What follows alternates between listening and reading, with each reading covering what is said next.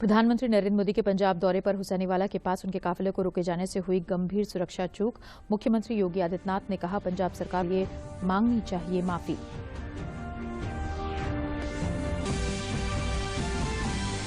रक्षा मंत्री और केंद्रीय सड़क एवं परिवहन मंत्री ने 26,778 रुपए की विभिन्न परियोजनाओं का किया और शिलान्यास। लखनऊ की रखी आधारशिला। मुख्यमंत्री योगी आदित्यनाथ ने सामाजिक सुरक्षा पेंशन योजना के अंतर्गत 1 लाख से अधिक लाभार्थियों के लिए पेंशन राशि का किया ऑनलाइन हस्तांतरण।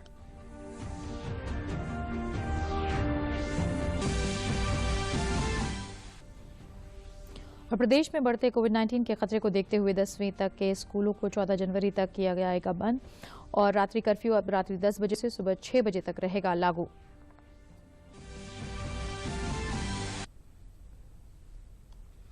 नमस्कार, मैं हूं समीर सिद्दीकी और अब समाचार विस्तार से। पंजाब के फिरोजपुर जिले के हुसैनीवाला के पास प्रधानमंत्री नरेंद्र मोदी के काफिले में सुरक्षा में चूक हुई है। प्रधानमंत्री का काफिला 15 से 20 मिनट तक फ्लाईओवर पर ही फंसा रहा। पीएम फिरोजपुर में कई विकास परियोजनाओं की नींव रखने वाले थे। पीएम को हुसैनीवाला शहीद स्मारक भी जाना था, लेकिन खराब मौसम के कारण उन्होंने हेलीकॉप्टर की जगह सड़क मार्ग से वहां का दौरा करने का कार्यक्रम बनाया। लेकिन पीएम मोदी का काफिला जैसे ही फ्लाईओवर पर पहुंचा, वहां पर प्रदर्शनकारियों ने पहले से ही रास्ता रोक रखा था, जिसके कारण प्रधानमंत्री के वाहन को रोकना पड़ा।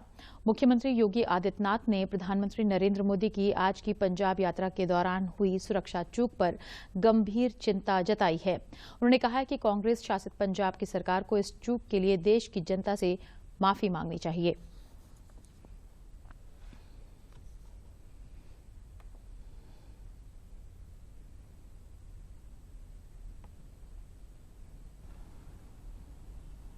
आदरणीय प्रधानमंत्री जी के पंजाब दौरे के दौरान आज उनकी सुरक्षा के साथ जो खिलवाड़ पंजाब की सरकार के संरक्षण में आज पंजाब के अंदर हुआ है, वह पंजाब के अंदर व्याप्त अराजकता और दुर्व्यवस्था का एक जीता जागता उदाहरण है। कांग्रेस शासित पंजाब की सरकार को देश की जनता से इस बात के लिए माफी मांगनी चाहिए। कांग्रेस सदैव से इस देश की संवैधानिक व्यवस्थाओं की अवमानना करती रही है। इसका एक उदाहरण एक बार फिर से देश ने देखा है।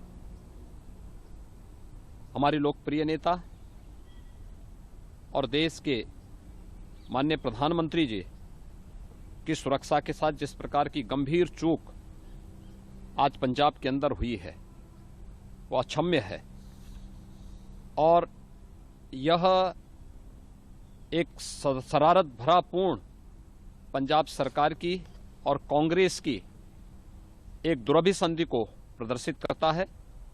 यह देश इस प्रकार की किसी भी साजिश को सफल नहीं होने देगा।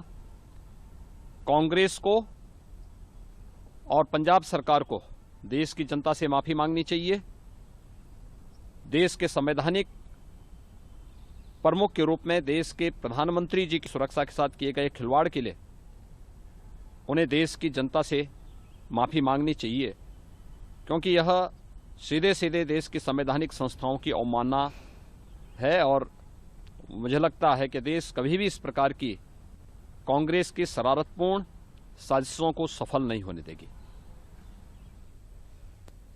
केंद्रीय सड़क परिवहन एवं राजमार्ग मंत्री नितिन गडकरी ने लखनऊ के ट्रैफिक को रफ्तार देने वाले 4 प्रोजेक्ट की सौगात राजधानी को दी। अमौसी मेट्रो स्टेशन के पास आयोजित कार्यक्रम में मुंशी पुलिया फ्लाईओवर, IIM तिराहा फ्लाईओवर और लखनऊ हरदोई हाईवे के चौड़ीकरण के काम का शिलान्यास भी किया गया। कार्यक्रम में मुख्यमंत्री योगी आदित्यनाथ, रक्षा मंत्री राजनाथ सिंह, सड़क परिवहन मंत्री नितिन गडकरी मौजूद रहे।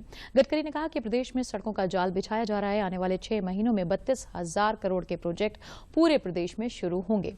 उन्होंने गोरखपुर से सिलीगुड़ी तक 519 किलोमीटर लंबे एक्सप्रेसवे की भी घोषणा की। उन्होंने कहा कि अगर यूपी का विकास कोई कर सकता है तो वो भारतीय जनता पार्टी ही है। रैली को संबोधित करते हुए नितिन गडकरी ने कहा कि अगले 5 वर्षों में उत्तर प्रदेश में सड़कों का जाल बिछाया जाएगा, जिस पर 5 लाख करोड़ से अधिक खर्च होगा।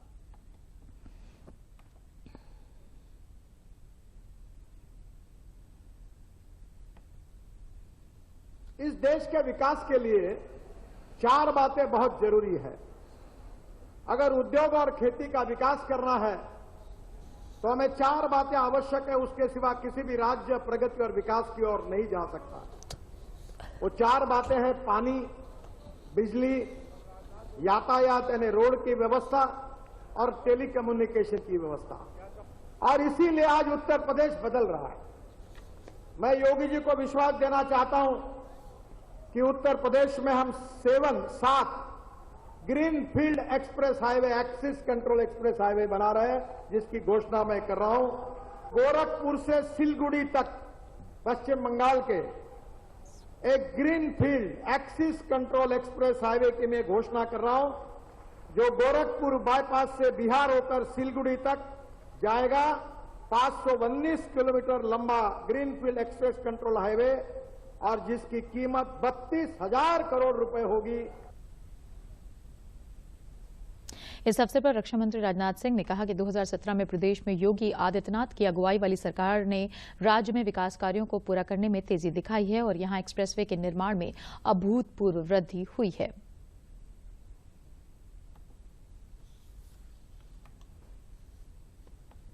उत्तर प्रदेश में 2017 के पहले केवल एक एक्सप्रेसवे हुआ करता था, लेकिन बहनों भाइयों, आज जब से योगी जी ने उत्तर प्रदेश के मुख्यमंत्री के रूप में शासन की बागडोर अपने हाथों में संभाली है, तब से 4 एक्सप्रेसवे का निर्माण तेजी के साथ हो रहा है और एक एक्सप्रेसवे का निर्माण कार्य पूरा हो चुका है। लखनऊ कानपुर एक्सप्रेसवे के बारे में मैं कहना चाहूंगा, यह सचमुच प्रदेशवासियों के लिए बहुत बड़ी सौगात है, बहुत बड़ी सौगात है।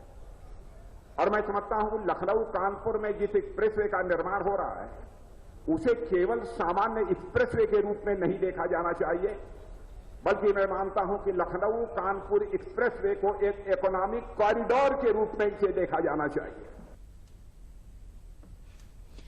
देश को एक और एक्सप्रेसवे का उपहार मिला, जो उत्तर प्रदेश के 2 सबसे महत्वपूर्ण शहरों के बीच की दूरी को कम करेगा। रक्षा मंत्री राजनाथ सिंह और केंद्रीय सड़क परिवहन मंत्री नितिन गडकरी ने आज लखनऊ कानपुर एक्सप्रेसवे की नींव रखी। लखनऊ कानपुर एक्सप्रेसवे की ये खासियत है कि ये 3D automated machine guidance technology का इस्तेमाल करेगा। दरअसल ये हाईवे के विकास के लिए 3D AMG टेक्नोलॉजी का इस्तेमाल करने वाला देश का पहला एक्सप्रेसवे होगा। लखनऊ कानपुर एक्सप्रेसवे का निर्माण को 2023 तक पूरा करने का लक्ष्य रखा गया है। कार्यक्रम के बाद अपने संबोधन में मुख्यमंत्री ने कहा कि 22,000 करोड़ रुपए की परियोजना का शिलान्यास और लोकार्पण से लखनऊ के आसपास के क्षेत्रों का समग्र विकास होगा। उन्होंने कहा कि उत्तर प्रदेश आज तेजी से आगे बढ़ती हुई अर्थव्यवस्था बन रही है। प्रदेश में कानून व्यवस्था की बेहतरी के कारण सभी काम आसानी से पूरे हो रहे हैं। मुख्यमंत्री ने कहा कि विकास की वजह से प्रदेश में निवेश की गति बढ़ी है।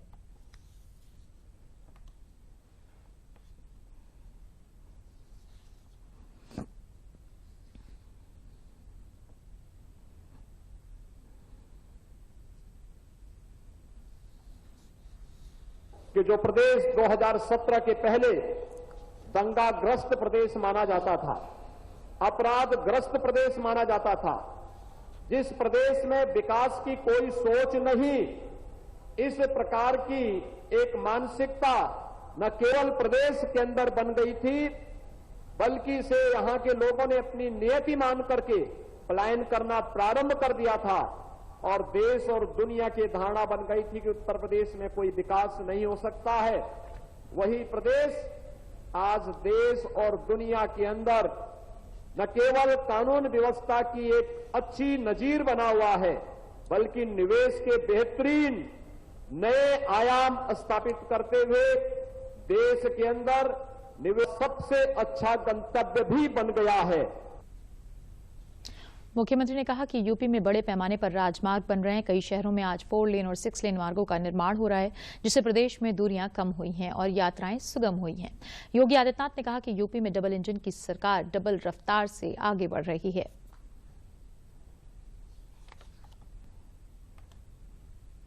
दो 2017 के पहले गोंडा से बलरामपुर और तुलसीपुर पहुंचने में मुझे 4 घंटे लगते थे और आज मात्र 45 मिनट में हम लोग गोंडा से बलरामपुर होते हुए तुलसीपुर तक जा सकते हैं, मात्र 45 मिनट में।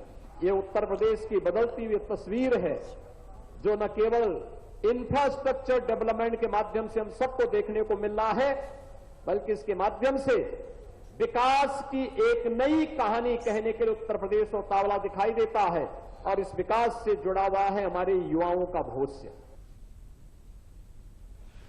मुख्यमंत्री योगी आदित्यनाथ ने आज लखनऊ में सामाजिक सुरक्षा पेंशन योजना के अंतर्गत 98 लाख से अधिक लाभार्थियों के लिए 2,955 करोड़ रुपए से अधिक की पेंशन राशि का ऑनलाइन हस्तांतरण किया। इस अवसर पर मुख्यमंत्री ने कहा कि किसी भी कल्याणकारी सरकार का दायित्व बनता है कि वो अपने नागरिकों के सुख व दुख में सहभागी बनकर हर संभव सहयोग करे। इसी क्रम में सरकार वृद्धावस्था, निराश्रित महिलाएं, दिव्यांगजन व कुष्ठ रोगियों की पेंशन में बढ़ोतरी कर रहे हैं।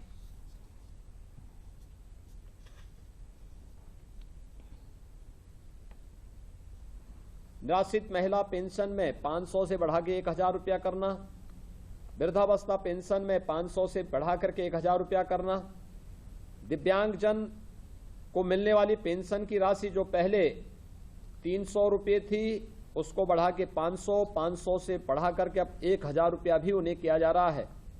और एक साथ और कुष्ठ रोगी थे उन्हें 2,500 पेंशन मिलती थी, उसे 3,000 रुपये राशि करने के साथ ही यह राशि एक साथ आज यहां पर जारी की जा रही है।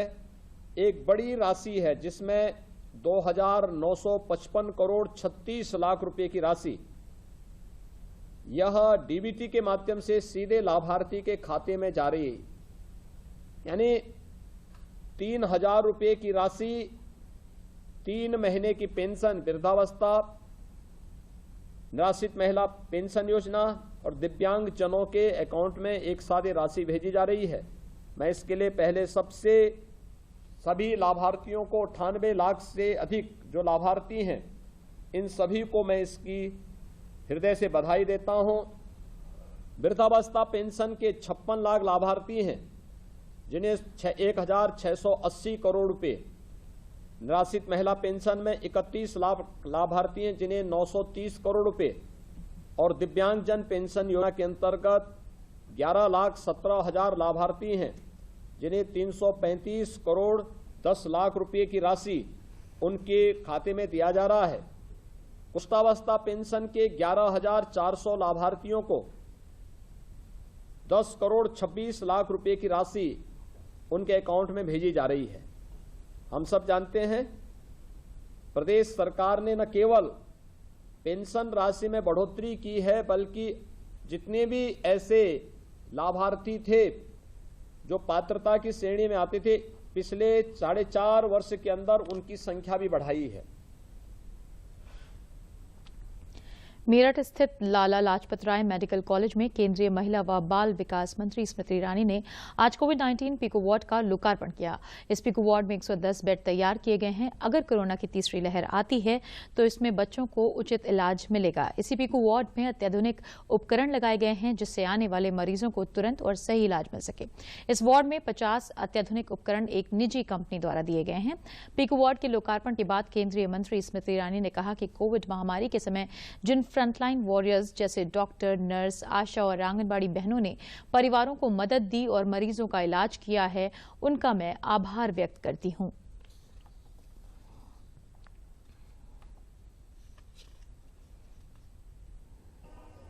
विशेषतः बच्चों के मेडिकल संरक्षण की दृष्टि से आज यहाँ जो व्यवस्था के सुपुर्द की गई, जनता को समर्पित की गई, वो अपने आप में अल्प समय में अगर सरकार और समाज में समन्वय हो तो उसका उत्तीर्ण उदाहरण है। इस वक्त जब मैं आपसे बात कर रही हूँ तो एक नर्स ने मेरा हाथ थामा हुआ है और कोविड की इन परिस्थितियों में ऐसी बहनों ने बढ़ चढ़कर समाज का, राष्ट्र का जो संरक्षण किया। एक महिला होने के नाते मैं हर वो महिला फ्रंटलाइन वॉरियर, चाहे वो डॉक्टर के स्वरूप में हो, नर्स के स्वरूप में हो, आशा बहन के स्वरूप में हो या आंगनबाड़ी बहन के स्वरूप में हो, घर घर जाकर जिन्होंने संरक्षण किया परिवारों का, यहाँ पर जिन डॉक्टर्स और नर्सेज ने मौत को चुनौती दी, उन सबको समाज के ओर से मैं आभार व्यक्त करती हूँ, उनके चरणों में शत-शत नमन करती हूँ। बरेली में कांग्रेस की रैली में भगदड़ के बाद पुलिस ने कार्रवाई करते हुए महामारी एक्ट सहित भारतीय दंड संहिता की अलग अलग धाराओं का मुकदमा दर्ज कार्रवाई शुरू कर दी है। 4 जनवरी को बरेली के बिशप मंडल इंटर कॉलेज में कांग्रेस पार्टी की ओर से लड़की हूं लड़ सकती हूं मैराथन का आयोजन किया गया था, जहां अव्यवस्थाओं के चलते भगदड़ मच गई थी। इस दौरान कई बच्चियां घायल हो गई थीं। घटना के बाद पुलिस ने कार्रवाई करते हुए कांग्रेस जिला अध्यक्ष अशफाक सकलैनी पर आईपीसी की सुसंगत धाराओं के तहत मुकदमा दर्ज किया है। वरिष्ठ पुलिस अधीक्षक रोहित सिंह सजवाड़ ने बताया कि रैली में भीड़ जमा करने और प्रोटोकॉल का उल्लंघन करने के आरोप में महामारी एक्ट के अंतर्गत भी कार्रवाई की जा रही है।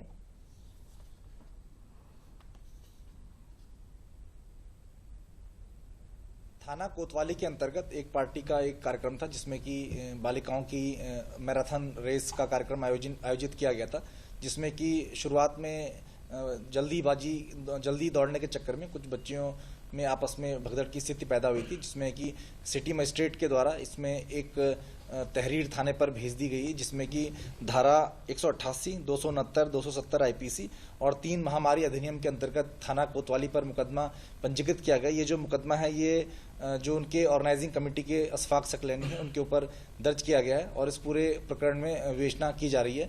और इसमें जो उस दौरान 3 बच्चियों को हल्की चोट आई थी, उनको वहाँ पे प्राथमिक उपचार के बाद उनको वहाँ घर भेज दिया गया था। प्रदेश में विधानसभा निर्वाचन क्षेत्रों के निर्वाचक नामावलियों के विशेष संक्षिप्त पुनरीक्षण के बाद आज इन्हें अंतिम प्रकाशन के लिए जारी कर लिया गया है।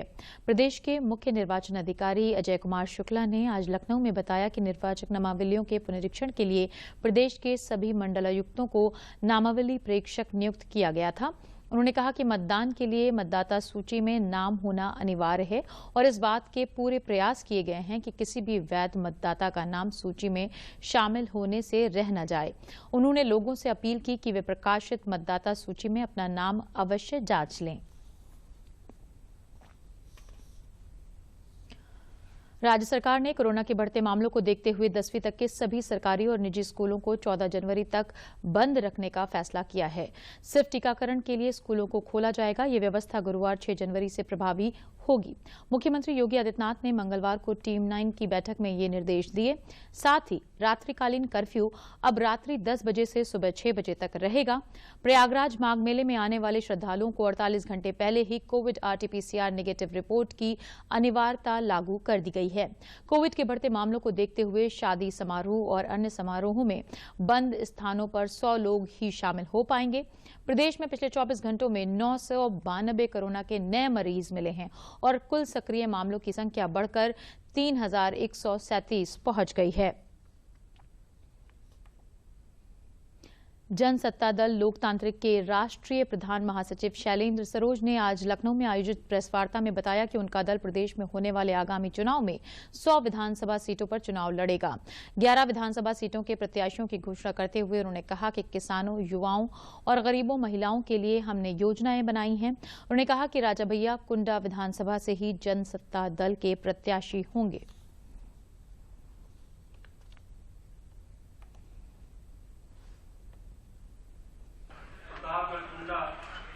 श्री रघुराज प्रताप सिंह राजा भैया, दूसरे जो हमारे राष्ट्रीय अध्यक्ष हैं 6 बार से रहे हैं। इसी क्रम में माननीय विनोद सरोज जी 30वीं बार विधायक हुए हैं।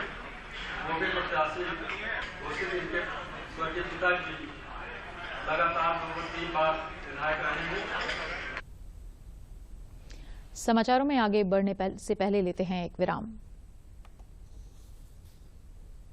Come on boys, let's go practice. अरे रुक यार, मेरे बैंक अकाउंट में गलत एंट्री का प्रॉब्लम हो गया है। तो बैंक को कंप्लेन करना। बैंक को लिखे 1 महीना हो गया है, बट वो गूगली पे गूगली डाले जा रहा है। तो आरबीआई के बैंकिंग लोकपाल को इन्फॉर्म करो। रुक, मैं समझाता हूँ। जैसे क्रिकेट में 3rd अंपायर, वैसे ही आरबीआई का बैंकिंग ओम्बुड्समैन। आरबीआई कहता है अगर बैंक आपकी कंप्लेंट को 1 महीने में नहीं सुलझाता तो आप आरबीआई के कंप्लेंट मैनेजमेंट सिस्टम पर ऑनलाइन कंप्लेंट कर सकते हैं। ये आरबीआई का आसान तरीका है आपकी कंप्लेंट सुलझाने का, और वो भी फ्री। आरबीआई कहता है जानकार बनिए, सतर्क रहिए। विराम के बाद समाचारों में आपका स्वागत है। बढ़ते हैं अपनी अगली खबर की तरफ। जनपद बलरामपुर के भारत नेपाल सीमावर्ती गैसड़ी विधानसभा क्षेत्र में भारतीय जनता पार्टी द्वारा अनुसूचित जाति एवं अनुसूचित जनजाति सम्मेलन का आयोजन किया गया। केंद्रीय राज्य मंत्री कौशल किशोर ने सम्मेलन को संबोधित किया। बड़ी संख्या में लोगों ने इस सम्मेलन में हिस्सा भी लिया। श्री कौशल किशोर ने इस मौके पर कहा कि आज SC/ST समाज के लिए जितना कार्य किया गया है उतना पूर्ववर्ती किसी भी सरकार ने नहीं किया। उन्होंने कहा कि चाहे लोकसभा हो या विधानसभा, सब जगह SC/ST समाज के लोगों को आगे बढ़ाने का काम केंद्र में मोदी और प्रदेश में योगी सरकार द्वारा किया गया है। उन्होंने कहा कि केंद्र और प्रदेश सरकार बिना जाति और धर्म के भेदभाव के सभी लोगों के कल्याण के लिए लगातार कार्य कर रही है। इसी का परिणाम है कि आज बड़ी संख्या में अनुसूचित जाति एवं अनुसूचित जनजाति के लोग भारतीय जनता पार्टी के साथ हैं।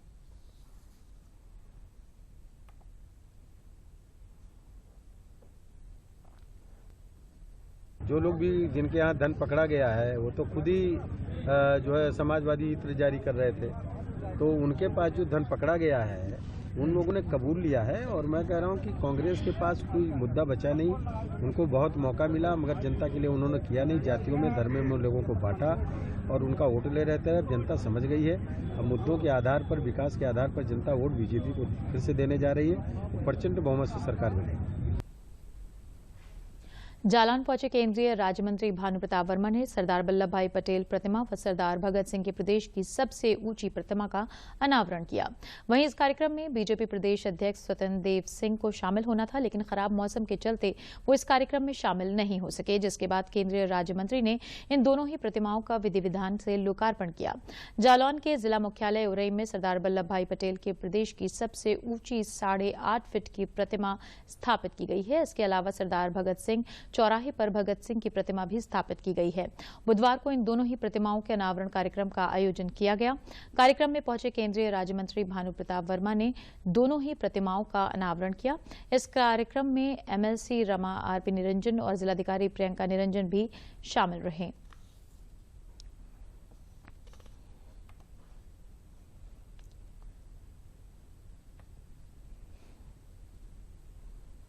आदरणीय स्वतंत्र देव सिंह जी के द्वारा जो प्रदेश अध्यक्ष हैं उनके द्वारा सरदार वल्लभ भाई पटेल की मूर्ति का अनावरण करना था और या भगत सिंह जी की मूर्ति का भी अनावरण करना था।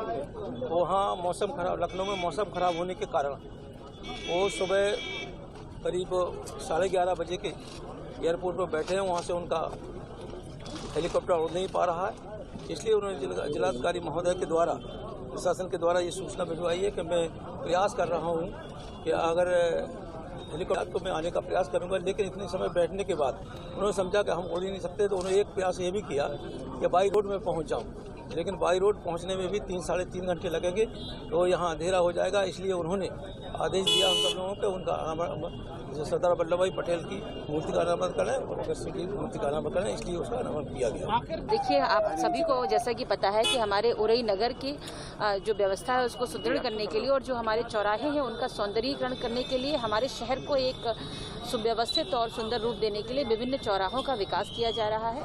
इसी कड़ी में आज 2 चौराहे, सरदार पटेल चौक और भगत सिंह चौराहों का जो लोकार्पण है वो किया गया है। और जो यहाँ की सड़कें होंगी उन्हें भी चौड़ी किया जाएगा ताकि स्थानीय लोगों को जाम की समस्या भी नहीं हो और जो हमारी ट्रैफिक पुलिस है उसको खड़े होने की जगह हो और व्यवस्थित तरीके से ट्रैफिक का प्रबंधन हो सके। प्रदेश में अब तक ओमिक्रॉन के 31 मामलों की पुष्टि हुई है। इसको देश स्वास्थ्य विभाग प्रदेश के अस्पतालों में जीनोम सीक्वेंसिंग का दायरा है। लखनऊ में दूरदर्शन समाचार से बातचीत करते हुए स्वास्थ्य महानिदेशक वेद व्रत ने कहा कि इसको लेकर सभी जिला अस्पतालों, सामुदायिक स्वास्थ्य केंद्र रखा गया।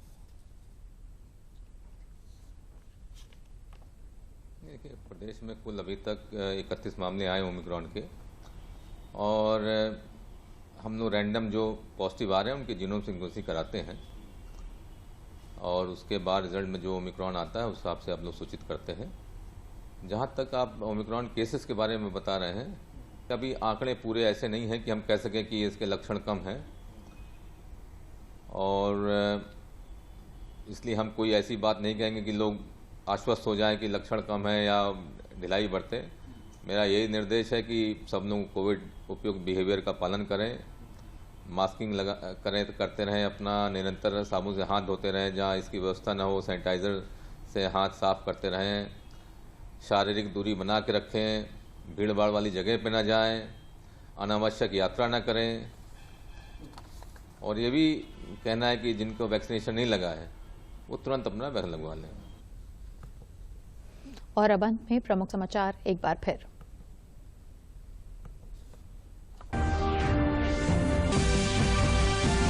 प्रधानमंत्री नरेंद्र मोदी के पंजाब दौरे पर हुसैनीवाला के पास उनके काफिले को रोके जाने से हुई गंभीर सुरक्षा चूक। मुख्यमंत्री योगी आदित्यनाथ ने कहा, पंजाब सरकार को इस चूक के लिए मांगनी चाहिए माफी।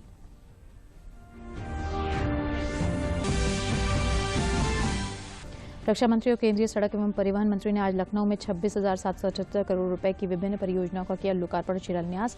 लखनऊ कानपुर एक्सप्रेसवे की रखी आधारशिला।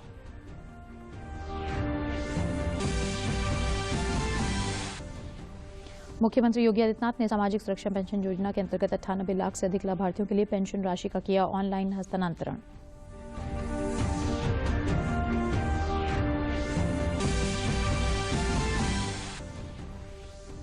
और प्रदेश में बढ़ते कोविड-19 के खतरे को देखते हुए 10वीं तक के स्कूलों को 14 जनवरी तक किया गया बंद। रात्रि कर्फ्यू अब रात्रि 10 बजे से सुबह 6 बजे तक रहेगा लागू।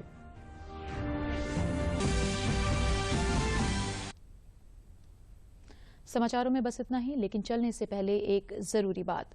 कोरोना का खतरा ओमिक्रॉन वेरिएंट के रूप में एक बार फिर से सामने है, इसलिए मास्क पहनें, उचित दूरी बनाकर रखें, भीड़ भाड़ से बचें और समय समय पर हाथ भी धोते रहें।